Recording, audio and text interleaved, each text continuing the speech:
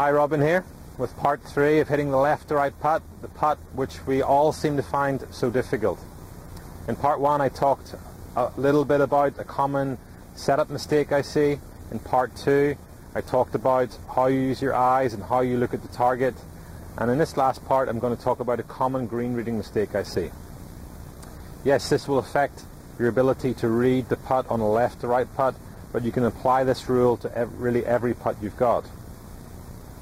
Now what I've done to help you pick up a visual of this and get the concept is I've highlighted the path of this putt with some T-pegs. I've actually slightly exaggerated it just so it's easier for you to see.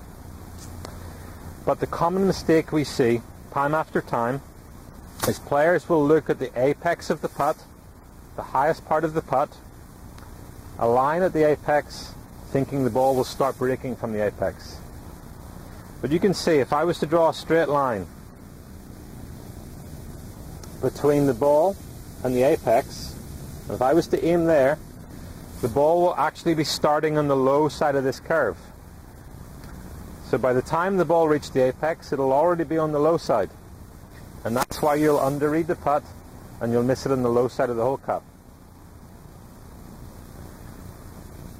If you were to start the ball on this curve, between the ball and the first tee, you can see if you were actually aligning correctly and reading this putt correctly, you need to be aiming on the high side of the apex.